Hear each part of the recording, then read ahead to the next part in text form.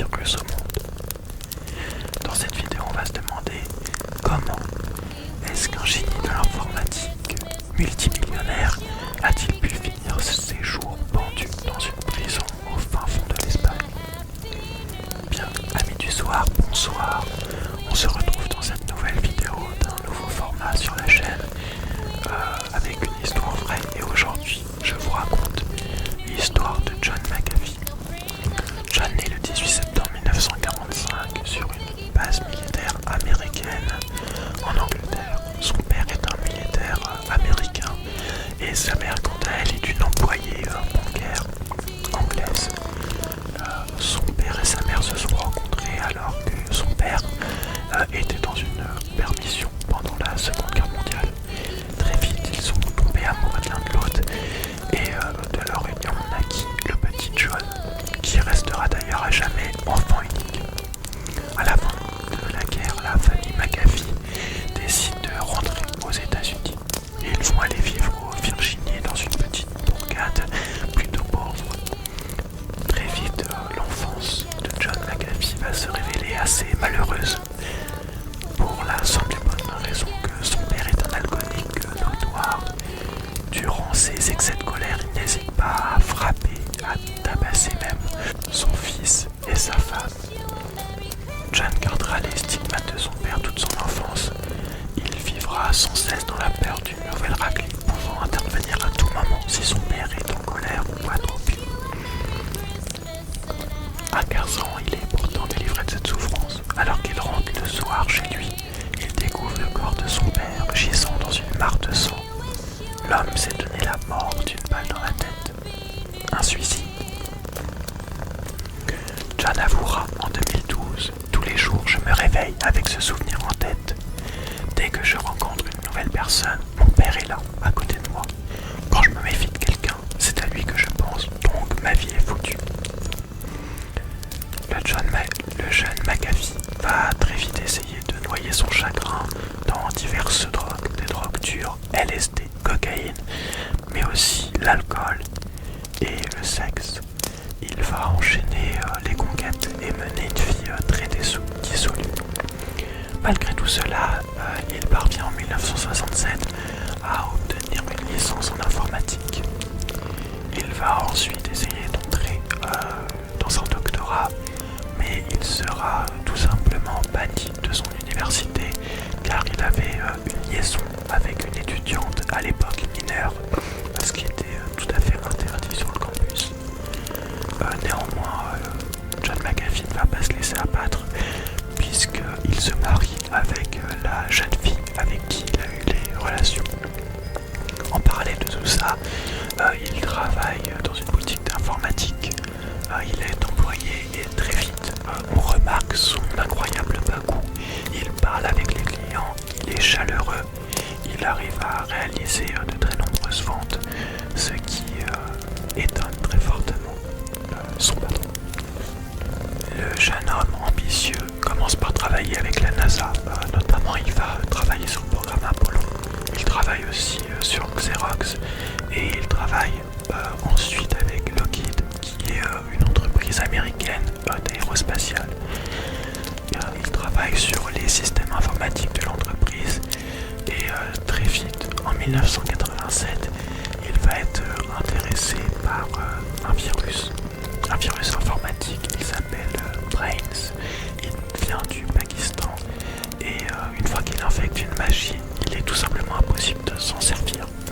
McAfee est passionné par ce virus et il comprend un petit peu les enjeux de l'informatique et tout ce que ce virus signifie pour l'avenir. Alors il va l'implémenter sur son ordinateur, le décortiquer et en seulement un jour et demi, il parvient à mettre au point un logiciel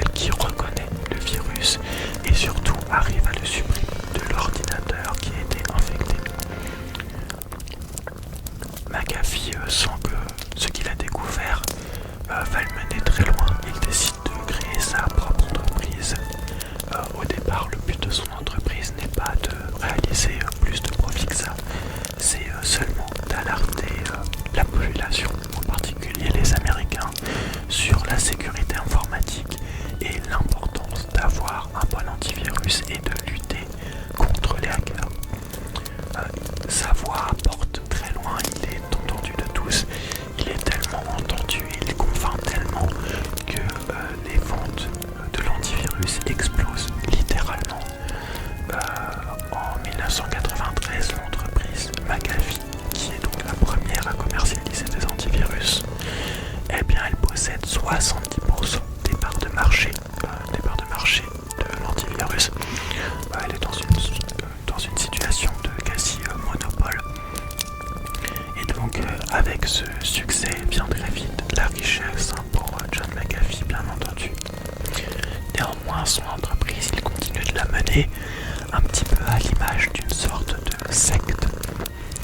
Les employés ne sont qu'une quinzaine, tous des amis très proches de McAfee. Ils travaillent jour et nuit pour plaire à leur patron, ne faisant aucune pause. Dans l'endroit où ils travaillent, on y retrouve drogue, alcool, mais surtout beaucoup de sexe entre les employés. À mesure que la société prend de l'ampleur et surtout que de nouveaux investisseurs entrent au capital de l'entreprise, ceux-ci sont effarés par les conditions de management et les conditions de travail. Très vite, un ultimatum est donné à McAfee. Il doit cesser cette gestion de l'entreprise pour revenir à quelque chose d'un petit peu plus cartésien. Mais McAfee, borné comme il est, refuse. Alors, en 1994, le conseil d'administration de l'entreprise d'antivirus va lui proposer de racheter toutes ses parts dans l'entreprise pour pouvoir reprendre une gestion un petit peu plus commode. McAfee accepte et empoche un chèque de 100 millions de dollars. John profite alors de la vie. Il se remarie une nouvelle fois. Il continue de consommer drogue et alcool et il va se transformer en une sorte de gourou New Age. Il va notamment fonder dans le Colorado et à Hawaï dans les années 2000 des centres de yoga où il va essayer de prêcher sa parole, notamment son paradigme étant de dire que la souffrance est une chose bien, quelque chose de nécessaire dans la vie des hommes. Côté affaires par contre, rien ne va plus. McAfee a investi une grande partie de son argent dans l'immobilier. Or, c'est le secteur immobilier qui s'effondre le premier. En 2008, lors de la crise des subprimes, McAfee est totalement ruiné. De ses 100 millions, il n'en reste plus que 4. Face à ce grand risque et à cette perte d'argent, il décide de tout liquider, de reprendre tout en argent liquide pour partir vivre la belle vie à l'étranger. Il part alors au Belize, en Amérique du Sud, pour mener une nouvelle vie rocambolesque. Il emménage alors sur l'île d'Ambegriscay. Sa villa se niche dans un décor magnifique, océan bleu azur, petite plage de sable fin, un décor rêvé. Au début, la venue de McAfee au pays est vue comme une aubaine par les habitants. En effet, McAfee va créer de nouvelles affaires et va permettre au village où il se trouve de prospérer. Mais très vite, les habitants commencent à douter. Que fait cet homme ici? Ne fuirait-il pas la justice américaine? Qui plus est, McAfee va s'entourer d'une garde rapprochée. Il ne sort plus jamais sans ses 3 voitures remplies de gardes surarmés. Il dit être riche et donc menacé.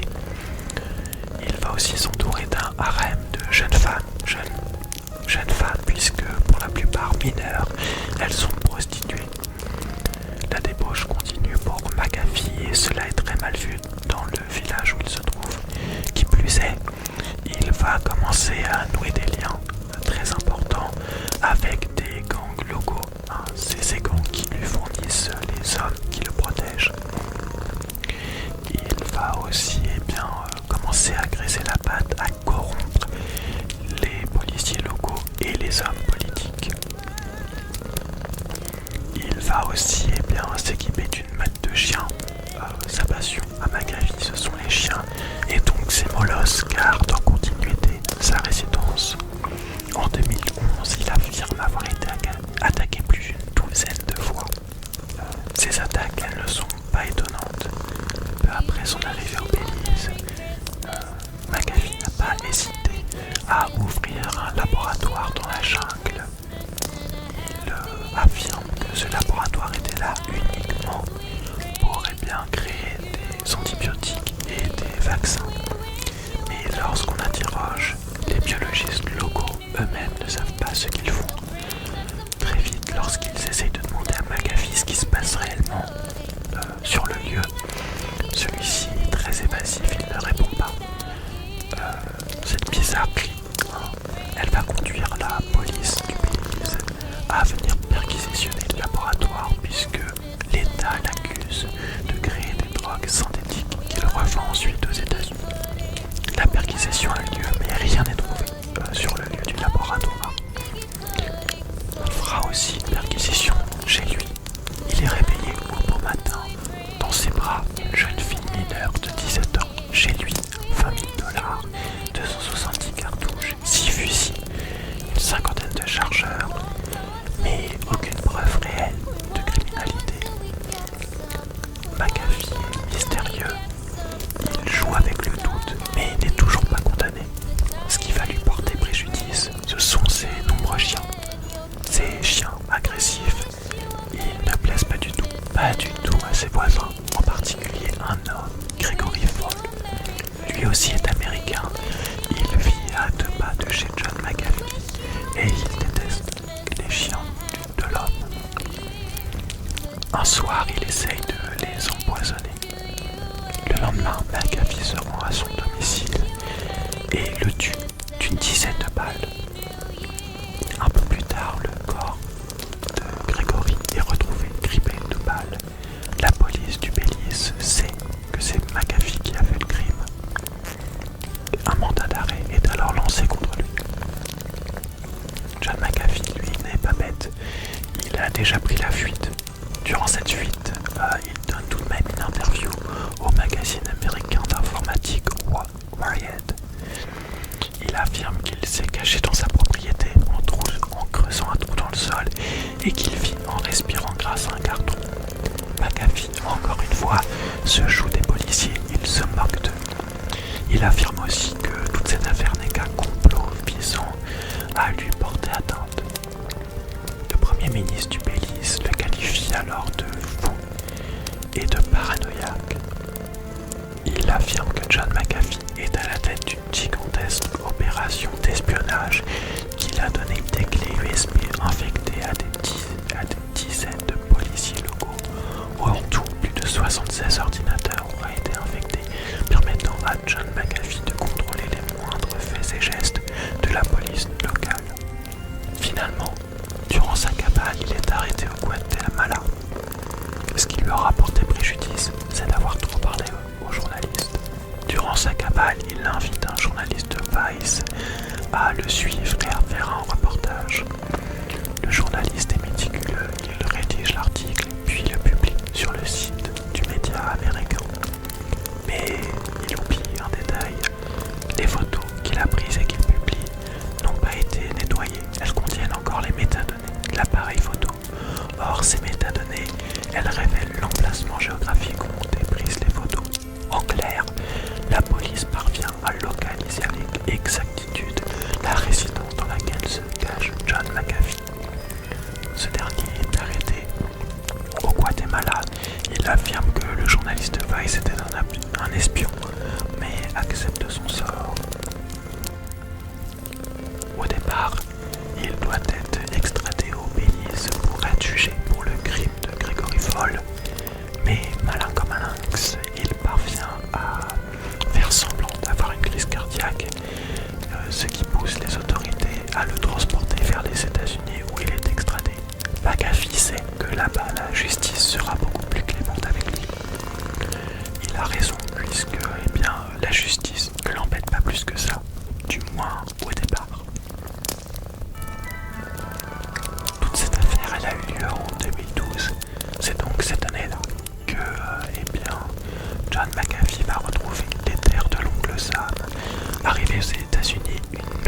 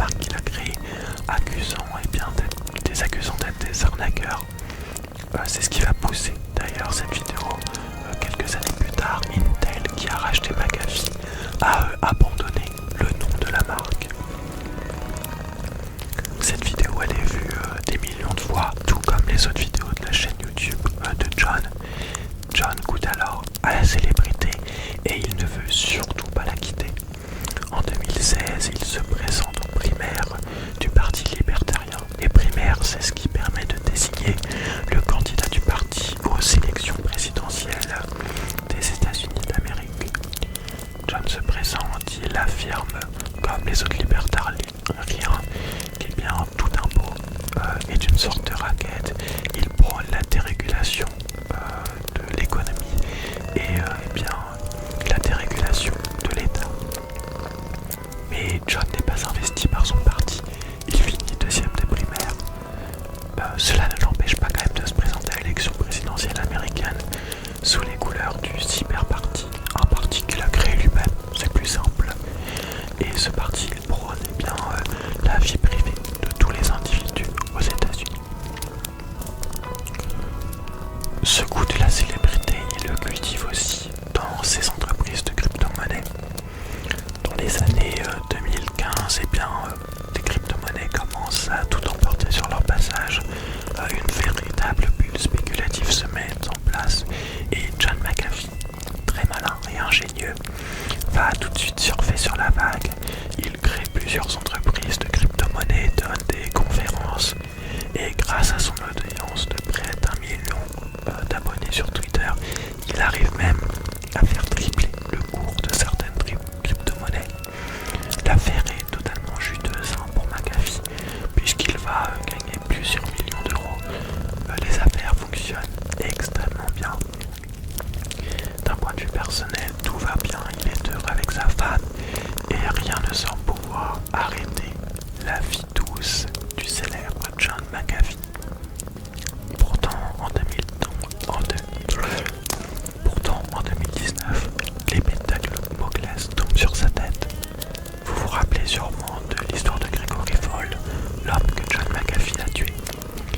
Eh bien, l'homme qu'il a assassiné et sa famille, la famille de l'homme qui l'a assassiné a porté plainte et un grand jury du Colorado vient de le désigner coupable de meurtre. Il doit verser 25 millions de dollars à la famille de la victime. Ces 25 millions de dollars, depuis le krach boursier de 2008, John McAfee ne les a plus.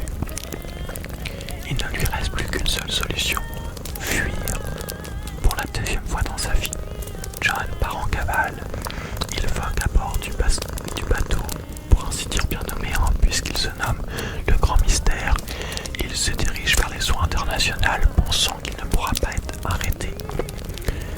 Mais comme tout bateau, le sien doit à un moment faire escale pour se recharger en carburant et en vivres. C'est ce que fait son bateau en République dominicaine.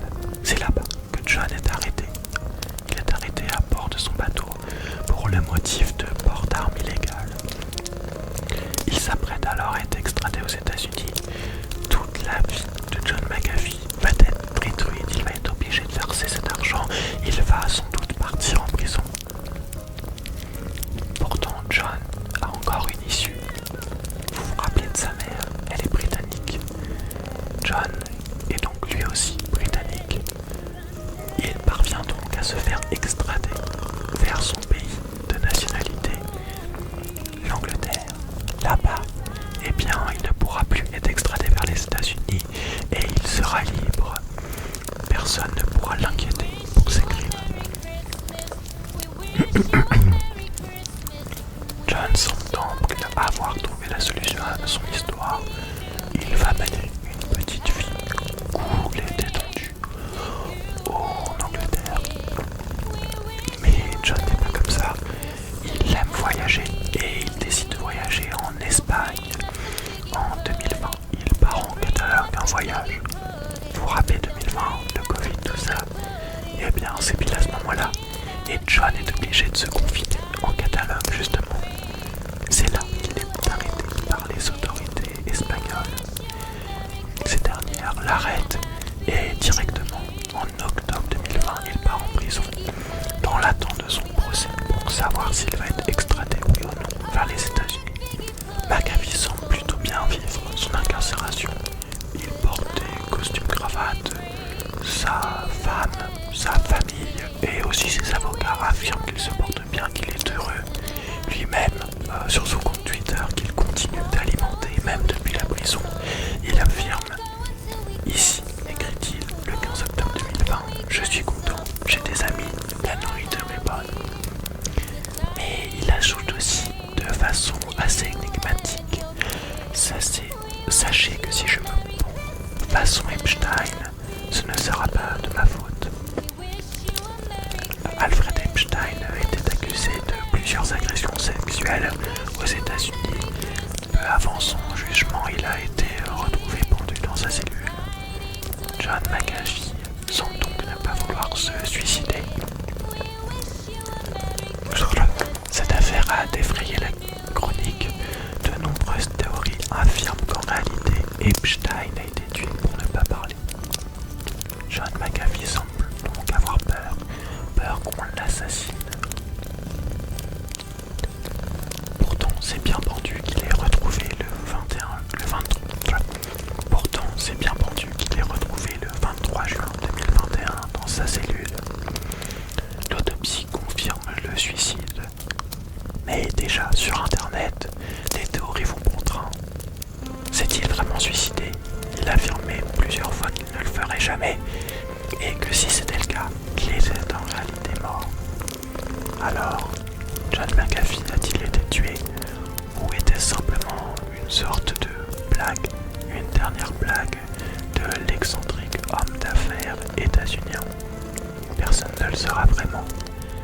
Voilà, c'est ainsi que se conclut la mystérieuse histoire du mystérieux John McAfee. J'espère bien que ce nouveau style de vidéo vous aura plu. Voilà, une vidéo un peu d'histoire, peut-être voilà, un peu plus ou moins d'enquête, bref. Voilà, l'histoire de John McAfee est assez connue, mais je trouvais que pour commencer c'était bien. Et puis voilà, c'est une histoire assez folle, donc j'espère que ça vous a plu. Voilà, désolé si je regardais un peu droit devant moi sans regarder la caméra. C'est que le texte que j'ai écrit est juste là devant moi. Voilà, ce texte, je l'ai écrit, voilà, il a été écrit par mes soins avec l'aide d'articles issus notamment de Vice, de Paris Match et de Vanity Fair. Je vous mets tous les liens en description si vous voulez aller faire un tour et regarder. Quant à moi, je vous souhaite une bonne nuit. N'hésitez pas à vous abonner, à liker et à commenter, surtout pour me dire si vous souhaitez d'autres histoires comme ça, et aussi me dire si vous connaissez des histoires que je pourrais remettre en écriture et vous raconter. Merci à tous et à bientôt pour de nouvelles vidéos. Salut, Mirandi Virus au monde. Dans cette vidéo, on va se demander comment est-ce qu'un génie de l'informatique multimillionnaire a-t-il pu finir ses jours pendu dans une prison au fin fond de l'Espagne? Bien, amis du soir, bonsoir. On se retrouve dans cette nouvelle vidéo d'un nouveau format sur la chaîne avec une histoire vraie. Et aujourd'hui, je vous raconte l'histoire de John McAfee. John né le 18 septembre 1945 sur une base militaire américaine en Angleterre. Son père est un militaire américain et sa mère, quant à elle, est une employée bancaire anglaise. Son père et sa mère se sont rencontrés alors que son père était dans une permission pendant la Seconde Guerre mondiale. Très vite, ils sont tombés amoureux de l'un de l'autre et de leur union naquit le petit John, qui restera d'ailleurs à jamais enfant unique. À la fin de la guerre, la famille McAfee décide de rentrer aux États-Unis et ils vont aller vivre au Virginie dans une petite bourgade plutôt pauvre. Très vite, l'enfance de John McAfee va se révéler assez malheureuse pour la simple et bonne raison que son père est un alcoolique notoire. Durant ses excès de colère, il n'hésite pas à frapper, à tabasser même son fils et sa femme. John gardera les stigmates de son père toute son enfance. Il vivra sans cesse dans la peur d'une nouvelle raclée, pouvant intervenir à tout moment si son père est en colère ou à trop bu. À 15 ans, il est pourtant délivré de cette souffrance. Alors qu'il rentre le soir chez lui, il découvre le corps de son père gisant dans une mare de sang. L'homme s'est donné la mort d'une balle dans la tête. Un suicide. John avouera en 2012 « Tous les jours, je me réveille avec ce souvenir en tête. Dès que je rencontre une nouvelle personne, mon père est là, à côté de moi. Quand je me méfie de quelqu'un, c'est à lui que je pense, donc ma vie est foutue. » Le Le jeune McAfee va très vite essayer de noyer son chagrin dans diverses drogues, des drogues dures, LSD, cocaïne, mais aussi l'alcool et le sexe. Il va enchaîner les conquêtes et mener une vie très dissolue. Malgré tout cela, il parvient en 1967 à obtenir une licence en informatique. Il va ensuite essayer d'entrer dans un doctorat, mais il sera tout simplement banni de son université car il avait une liaison avec une étudiante à l'époque mineure, ce qui était tout à fait interdit sur le campus. Néanmoins, John McAfee ne va pas se laisser abattre puisqu'il se marie avec la jeune fille avec qui il a eu des relations. En parallèle de tout ça, il travaille dans une boutique d'informatique. Il est employé et très vite, on remarque son incroyable bagou. Il parle avec les clients, il est chaleureux, il arrive à réaliser de très nombreuses ventes, ce qui étonne très fortement son patron.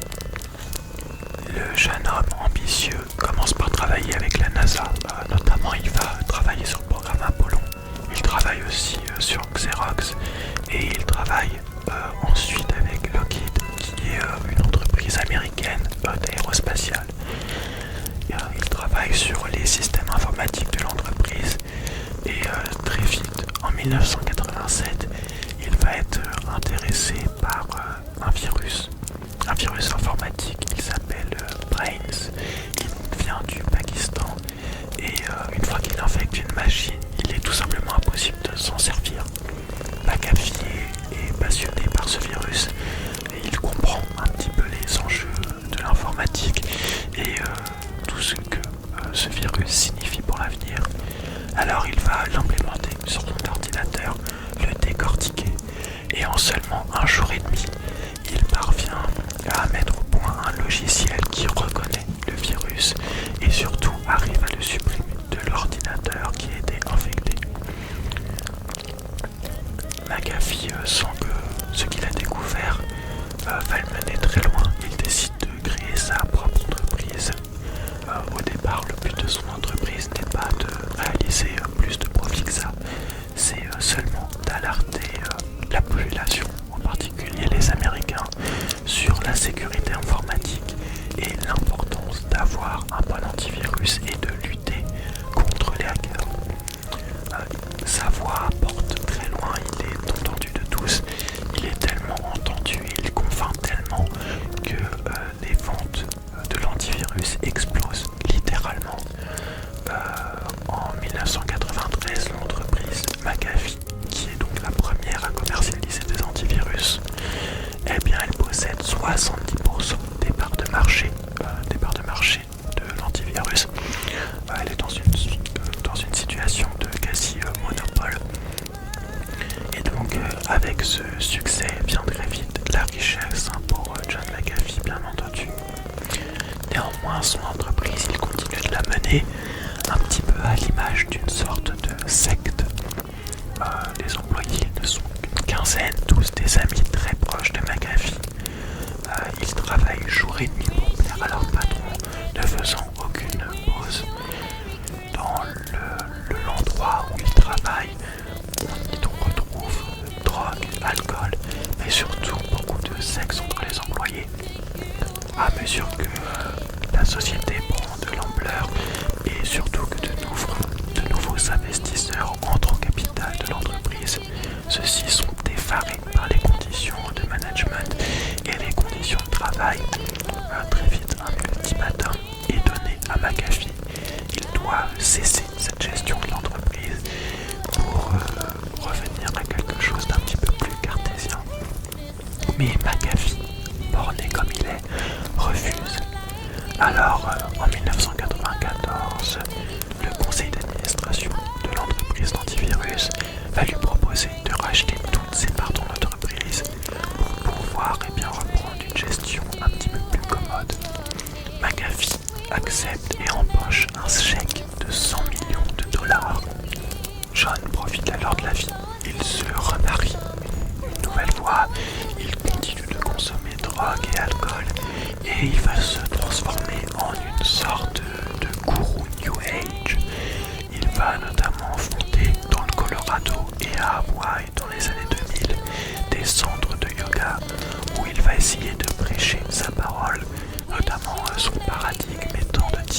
la souffrance est une chose bien, quelque chose de nécessaire dans la vie des hommes. Côté affaires par contre, rien ne va plus. McAfee a investi une grande partie de son argent dans l'immobilier. Or, c'est le secteur immobilier qui s'effondre le premier. En 2008, lors de la crise des subprimes, McAfee est totalement ruiné. De ses 100 millions, il n'en reste plus que 4. Face à ce grand risque et à cette perte d'argent, il décide de tout liquider, de reprendre tout ton argent liquide pour partir vivre la belle vie à l'étranger. Il part alors au Belize, en Amérique du Sud, pour mener une nouvelle vie rocambolesque. Il emménage alors sur l'île d'Ambegriscay. Sa villa se niche dans un décor magnifique. Océan bleu azur, petite plage de sable fin. Un décor rêvé. Au début, la venue de McAfee au pays est vue comme une aubaine par les habitants.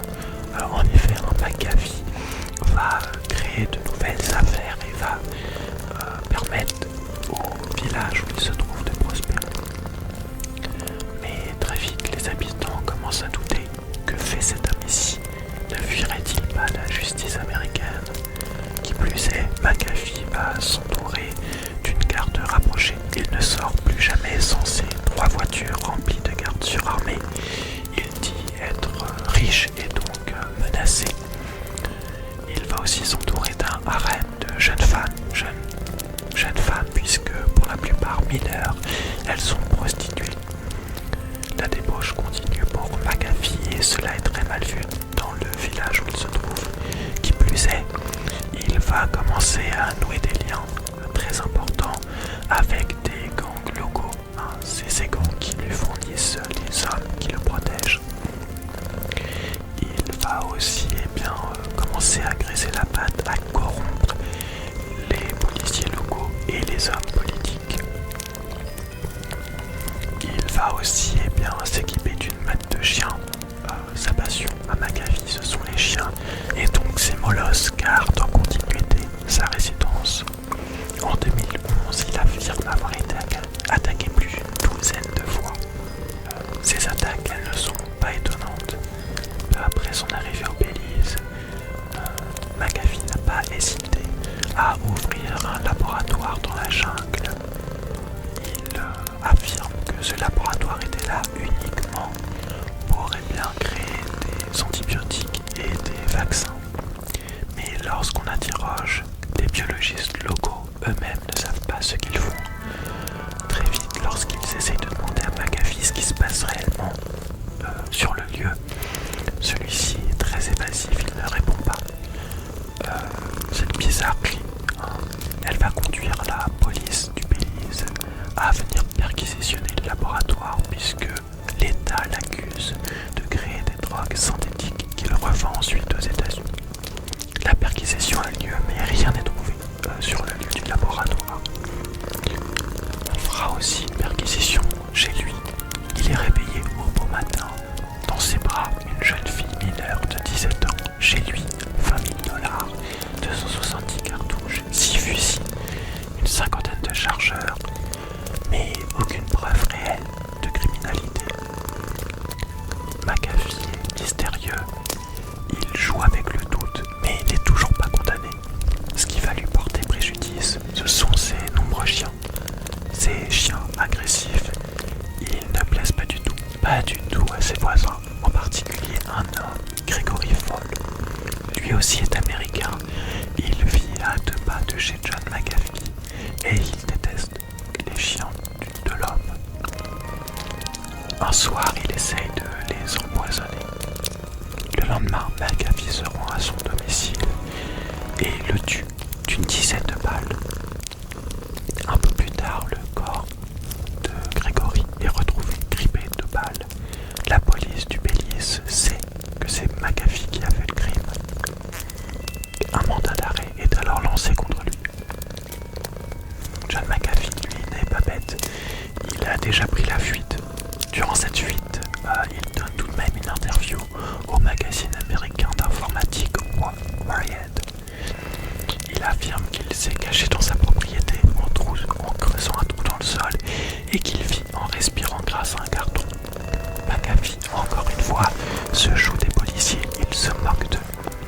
Il affirme aussi que toute cette affaire n'est qu'un complot visant à lui porter atteinte. Le premier ministre du Belize le qualifie alors de fou et de paranoïaque.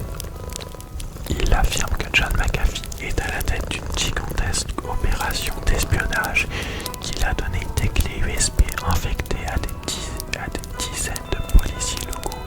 En tout, plus de 76 ordinateurs auraient été infectés, permettant à John McAfee de contrôler les moindres faits et gestes de la police locale. Finalement, durant sa cabale, il est arrêté au Guatemala. Ce qui lui aura porté préjudice, c'est d'avoir trop parlé aux journalistes. Durant sa cabale, il invite un journaliste de Vice à le suivre et à faire un reportage. Le journaliste est méticuleux, il rédige l'article puis le publie sur le site du média américain. Mais il oublie un détail.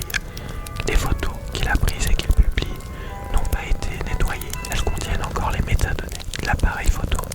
Or, ces métadonnées, elles révèlent l'emplacement géographique où ont été prises les photos. En clair, la police parvient à localiser avec exactitude la résidence dans laquelle se cache John McAfee. Ce dernier est arrêté au Guatemala. Il affirme que le journaliste de Vice était un espion, mais accepte son sort. Au départ, il doit être extradé au Belize pour être jugé pour le crime de Gregory Fall. Mais malin comme un lynx, il parvient à faire semblant d'avoir une crise cardiaque, ce qui pousse les autorités à le transporter vers les États-Unis où il est extradé. McAfee sait que là-bas la justice sera beaucoup plus clémente avec lui.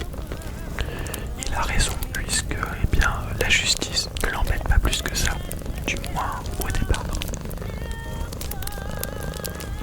Toute cette affaire elle a eu lieu en 2012. C'est donc cette année-là que John McAfee va retrouver les terres de l'oncle Sam. Arrivé aux États-Unis, une nouvelle vie commence pour lui. Il s'installe dans le Tennessee avec une nouvelle femme. Encore une fois, il se remarie, cette fois avec une ancienne prostituée.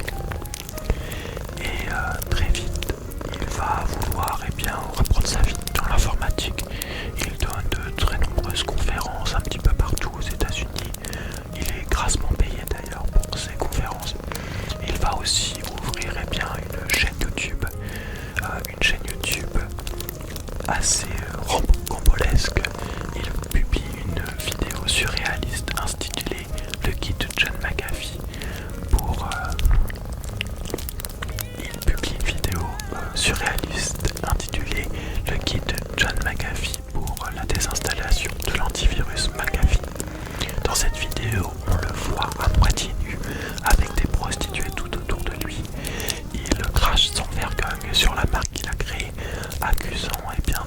les accusant d'être des arnaqueurs. C'est ce qui va pousser d'ailleurs cette vidéo quelques années plus tard, Intel qui a racheté McAfee a abandonné le nom de la marque. Cette vidéo elle est vue des millions de fois, tout comme les autres vidéos de la chaîne YouTube de John. John goûte alors à la célébrité et il ne veut surtout pas la quitter. En 2016, il se présente aux primaires du Parti libertarien. Les primaires, c'est ce qui permet de désigner le candidat du parti aux élections présidentielles des États-Unis d'Amérique. John se présente, il affirme, comme les autres libertariens, que tout impôt est une sorte de raquette. Il prône la dérégulation de l'économie et la dérégulation de l'État.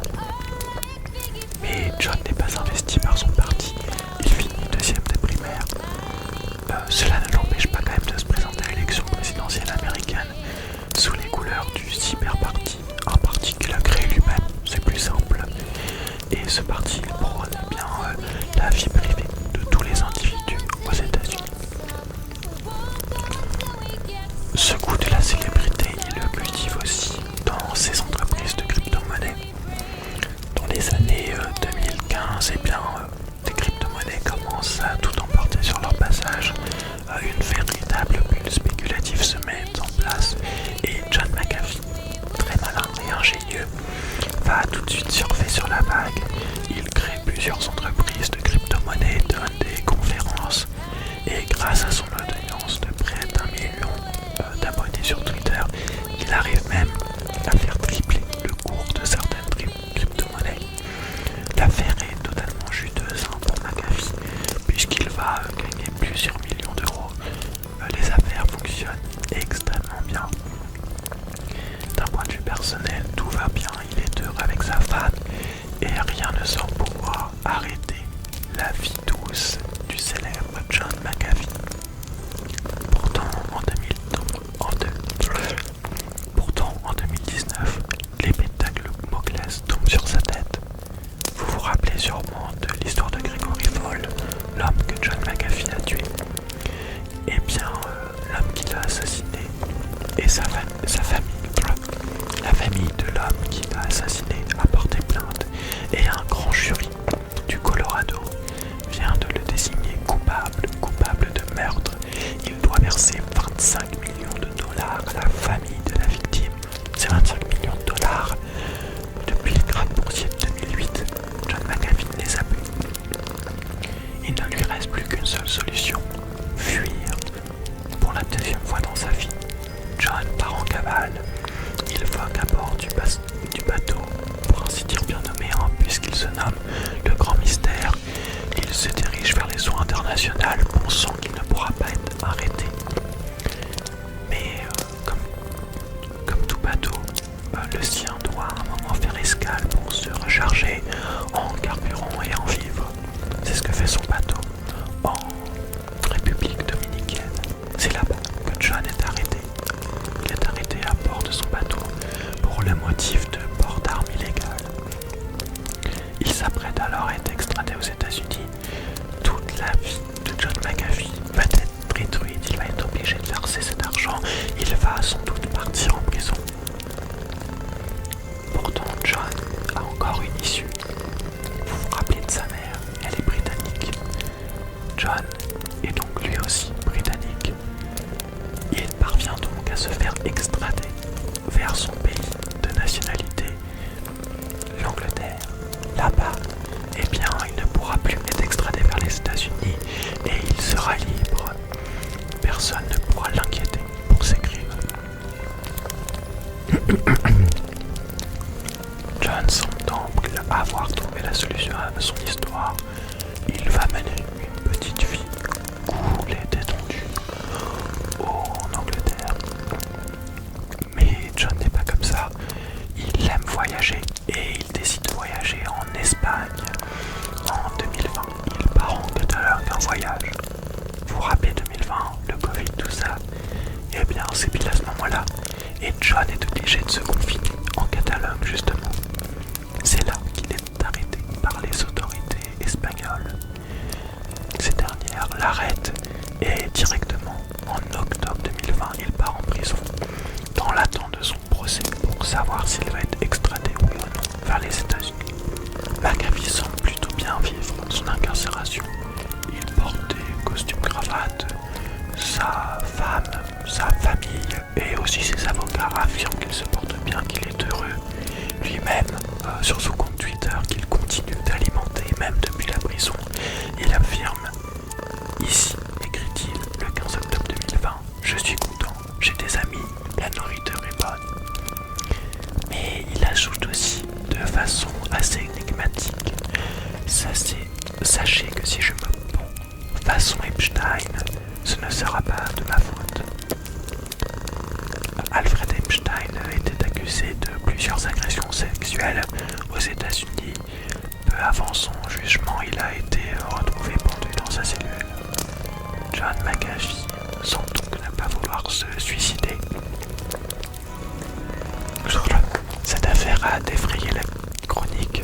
De nombreuses théories affirment qu'en réalité, Epstein a été tué pour ne pas parler. John McAfee semble donc avoir peur qu'on l'assassine.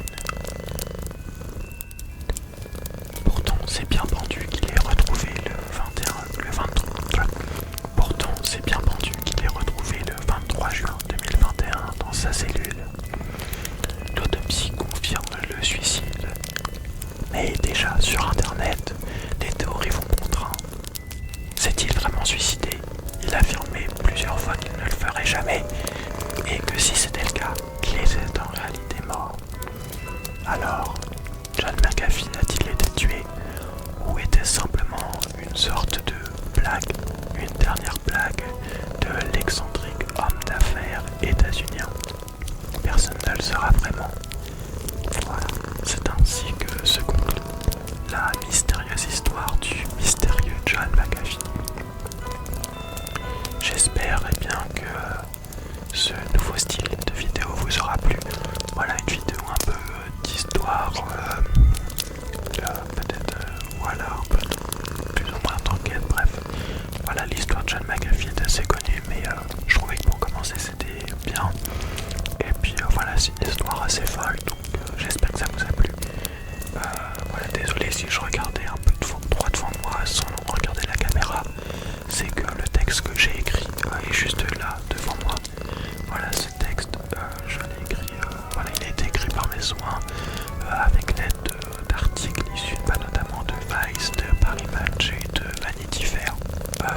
Je vous mets tous les liens en description si vous voulez aller faire un tour et regarder. Quant à moi, je vous souhaite une bonne nuit.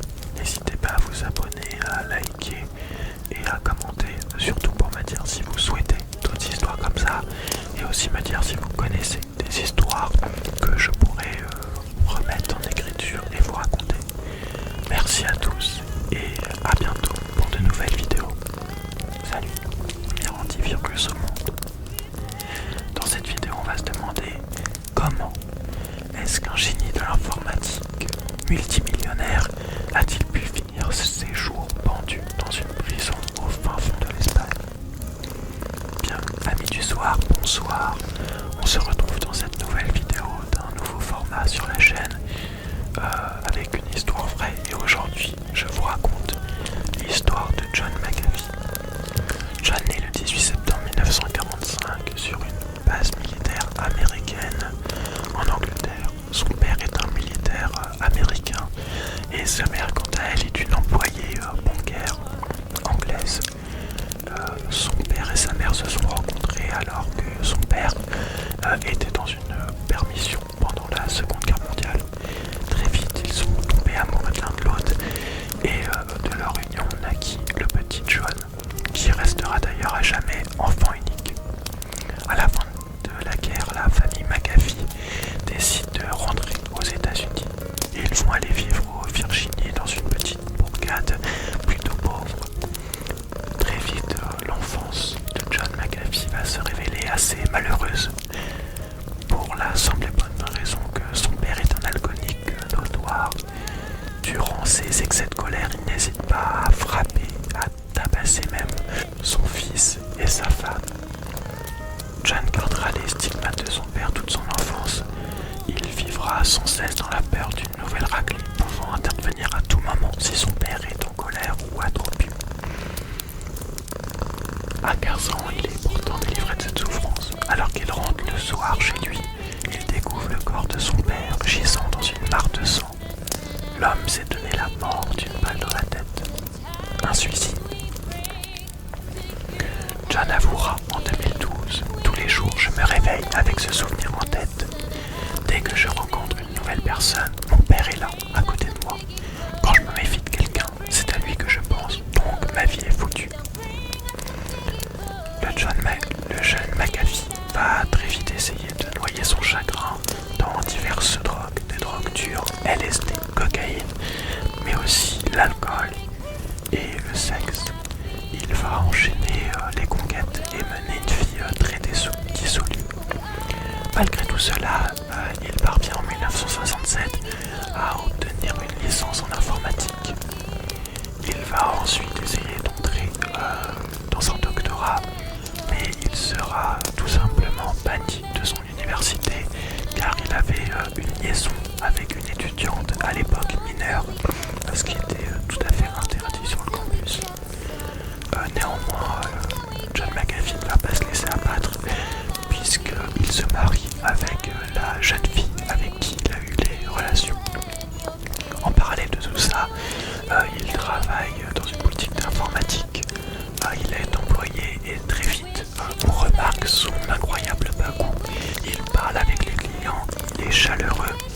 il arrive à réaliser de très nombreuses ventes, ce qui éteint très fortement son patron. Le jeune homme ambitieux commence par travailler avec la NASA, notamment il va travailler sur le programme Apollo.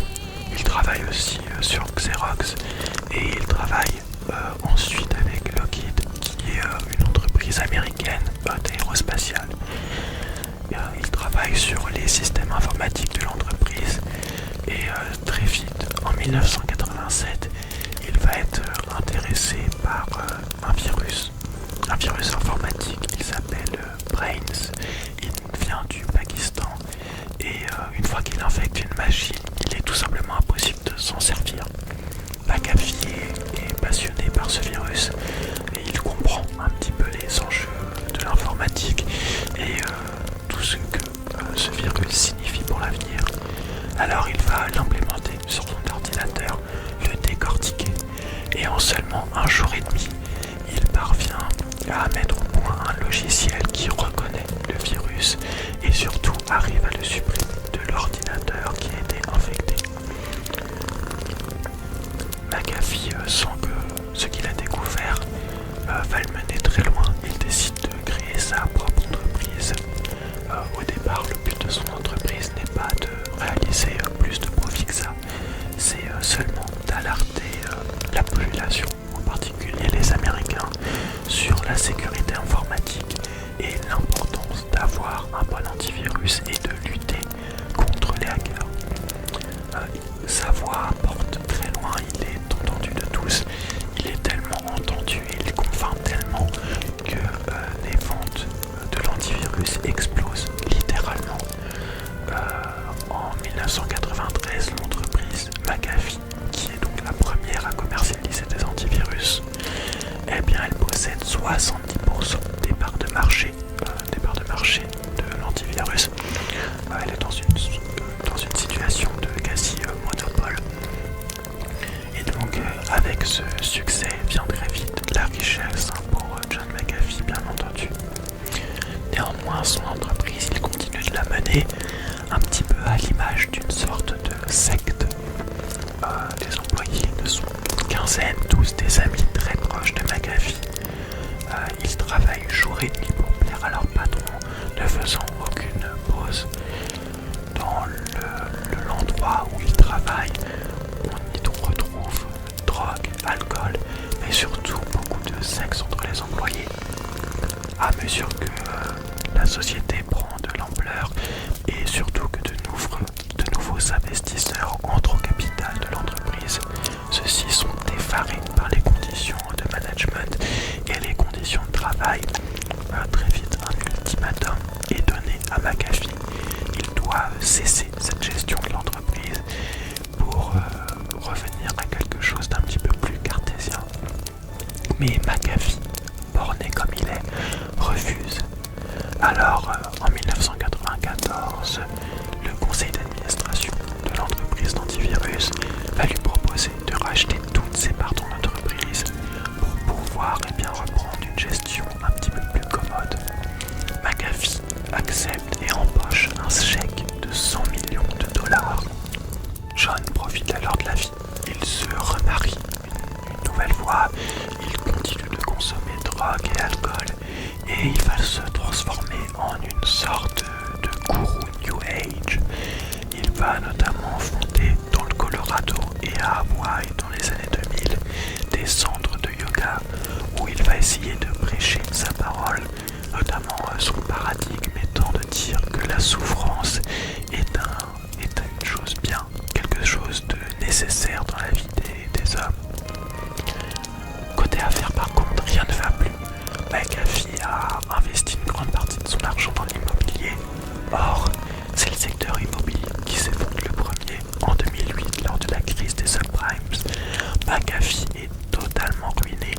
De ses 100 millions, il n'en reste plus que 4. Face à ce grand risque et à cette perte d'argent, il décide de tout liquider, de reprendre tout ton argent liquide pour partir vivre la belle vie à l'étranger. Il part alors au Belize, en Amérique du Sud, pour mener une nouvelle vie rocambolesque.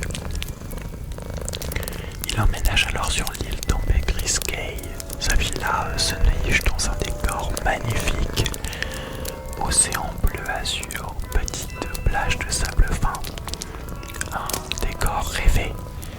Au début, la venue de McAfee au pays est vue comme une aubaine par les habitants. En effet, un McAfee va créer de nouvelles affaires et va permettre au village où il se trouve de prospérer. Mais très vite, les habitants commencent à douter. Que fait cet homme ici? Ne fuirait-il pas de la justice américaine? Qui plus est, McAfee va s'entourer d'une garde rapprochée. Il ne sort plus jamais sans ses 3 voitures remplies de gardes surarmés. Il dit être riche et donc menacé. Il va aussi s'entourer d'un harem de jeunes femmes, puisque pour la plupart mineures, elles sont prostituées. La débauche continue pour McAfee et cela est très mal vu dans le village où il se trouve. Qui plus est, il va commencer à nouer des liens très importants avec des gangs locaux. C'est ces gangs qui lui fournissent les hommes qui le protègent. Il va aussi commencer à graisser la patte, à corrompre les policiers locaux et les hommes politiques. Il va aussi s'équiper d'une meute de chiens. Sa passion à McAfee, ce sont les chiens, et donc ses molosses gardent en continuité sa résidence.